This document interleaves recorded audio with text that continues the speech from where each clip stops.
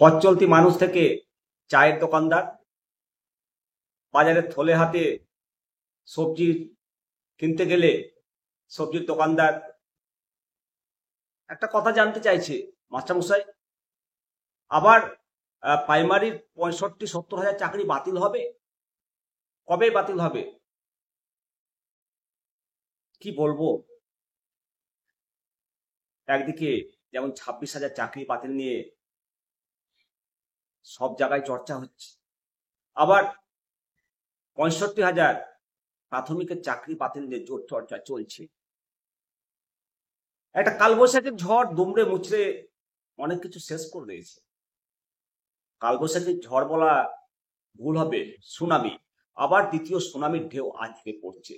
তারপরে সংবাদ মাধ্যমে বিভিন্ন চ্যানেলে আইনজীবীরা যেভাবে বলছেন যে প্রাথমিকের 65,000 চাকরি বাতিল হবেই, তারপরে কি এই সমস্ত শিক্ষকগুলোর চোখে ঘুম আসবে বলুন তো? আসলে দীর্ঘদিন ধরে বিচার প্রক্রিয়ায় আটকে থাকা এই মামলা একটা চরম অনিশ্চয়তার মধ্যে দিন কাটাতে হচ্ছে প্রাথমিক ইন সার্ভিস প্রাইমারি টিচারদের। সবচেয়ে গুরুত্বপূর্ণ মামলাটি বর্তমানে বিচারাধীন রয়েছে বর্তমান কলকাতা হাইকোর্টের ডিভিশন বেঞ্চের মাননীয় বিচারপতি সৌমেন সেন মহাশয়ের বেঞ্চে।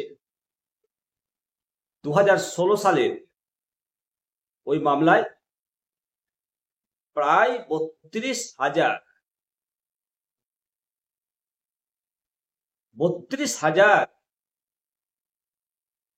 প্রাথমিক শিক্ষকের নিয়োগকে বেআইনি ঘোষণা করা হয়েছিল। তারপর সেই রায়কে চ্যালেঞ্জ করে ডিভিশন বেঞ্চে আপিল করা হয়েছে। আর একটা মামলা 2014 সালের টেট, এদের ওমার সিট পুড়িয়ে ফেলার অভিযোগ রয়েছে, নষ্ট করে দিয়েছে। আইনজীবীদের মতে এই মামলার রায়ের ওপর প্রায় 60,000 প্রাথমিক শিক্ষকের চাকরির ভবিষ্যৎ অন্ধকারে। এই 60,000-এর মধ্যে 2016 সালে চাকরি পাওয়া সেই বিতর্কিত 32,000 এর ভেতরে ঢুকে রয়েছে। 2014 সালে টেট পাস এরা 2016 সালে রিক্রুটমেন্ট প্রসেসের মধ্যে ঢুকে এদের চাকরি হয়েছিল, প্রায় 40,000 চাকরি হয়েছিল। তবে সেই নিয়োগে একাধিক ত্রুটি, বিচ্যুতি, অনিয়ম, স্ক্যাম এগুলোর অভিযোগে মামলা হয়। মামলাকারীদের যেটা মূল অভিযোগ, 32,000 শিক্ষকই আনট্রেন্ড। তারা ডিএলএড, পিটিটিআই, বিএড কোনো ট্রেনিং ছিল না। 2023 সালের 12 মে 32,000 শিক্ষককে বরখাস্তের নির্দেশ দিয়েছিলেন বিচারপতি। সুতরাং এদের চাকরি আগেই চলে গেছে, এখন স্টে অর্ডারের ফলে চাকরি রয়েছে। অর্থাৎ সরু সুতোর নিচে একটা খাড়া ঝুলছে, আর তার নিচেই এই সমস্ত প্রাথমিক শিক্ষকগণ বসে রয়েছে। কখন কি হয়, তাদের চাকরি থেকে বরখাস্তের আদেশ জারি হয়, কেউ বলতে পারবে না। তো বর্তমানে সেই মামলাটা মাননীয় বিচারপতি সৌমেন সেন মহাশয় ডিভিশন বেঞ্চে ঝুলে রয়েছে এবং এই মামলাটা আগামীকাল সোমবার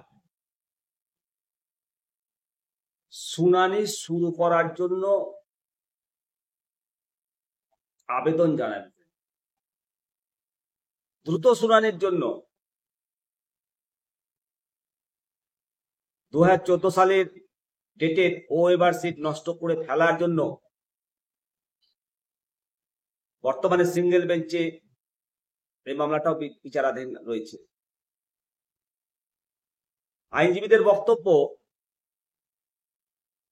যে 2014 সালের টেটের ফলাফলের উপর ভিত্তি করে পরবর্তীতে সমস্ত প্রাথমিক শিক্ষক নিয়োগ হয়েছে, অর্থাৎ 2014-তে টেট হয়েছে, তারপর সেই প্যানেল থেকেই টেনে টেনে নিয়োগ দিয়েছে মরা প্যানেল থেকে। ফলে মামলার রায় প্রায় 60,000 শিক্ষকের চাকরি ভাগ্য নির্ধারণ করবে। এই মামলারও দ্রুত শুনানির জন্য ব্যবস্থা গ্রহণ করছে আইনজীবীরা। যাই হোক, স্কুল সার্ভিস কমিশনের মতোই রাজ্যে প্রাথমিক নিয়োগে ব্যাপক দুর্নীতির অভিযোগ উঠেছে এবং বিভিন্ন সময়ে আদালতের নির্দেশ মোতাবেক বহু প্রাথমিক শিক্ষকের চাকরি বাতিল হয়েছে। তার মধ্যে কিছু ক্ষেত্রে হাইকোর্টের রায়কে চ্যালেঞ্জ জানিয়ে সুপ্রিম কোর্টেও মামলা আছে। তবে সেই মামলাগুলোর গত বছর মে মাসের পর আর হিয়ারিং হয়নি। প্রাথমিক নিয়োগ দুর্নীতির মামলার বিশিষ্ট আইনজীবী মাননীয় ফিরদৌস শামীম জানিয়েছেন যে এই মামলাগুলো ছাড়াও 2012 সাল থেকে 2022 সাল পর্যন্ত প্রাথমিক টেটের প্রশ্নে ভুল থাকার অভিযোগে মামলাগুলো এখনো ঝুলে রয়েছে। প্রশ্নপত্রে ভুল ছিল, ভুল না ইচ্ছাকৃত ভুল, সে প্রশ্ন তো আছেই। যাই হোক বন্ধুরা, প্রাথমিক নিয়োগ দুর্নীতি মামলাগুলোর ভবিষ্যৎ এবং এর জেরে প্রায় 65,000 শিক্ষকের ভাগ্য কোন দিকে মন নেয় সেদিকেই সবাই তাকিয়ে রয়েছে। সবাই, আমার কলিগ, মামলাকারীদের পক্ষ থেকে যেমন দ্রুত শুনানির উদ্যোগ নেওয়া হয়েছে, এখন দেখার যে আইন প্রক্রিয়া কত দ্রুত এগায় এবং ভারতবর্ষের সংবিধান এবং আইন কত দ্রুত দুর্নীতির যে বটবৃক্ষ, সেই বটবৃক্ষকে সমূলে উৎপাটন করে। পরিশেষে একটা কথা বলবো যে এই শুধুমাত্র 26,000 নিয়োগ দুর্নীতি বাতিল করেই কি সম্ভব হবে যে রন্ধ্রে রন্ধ্রে দুর্নীতি নিয়োগ প্রক্রিয়ায় সেটাকে পাটন করা? আপনারা অবশ্যই মতামত দেবেন। নমস্কার, আমি শিবরাম সরকার।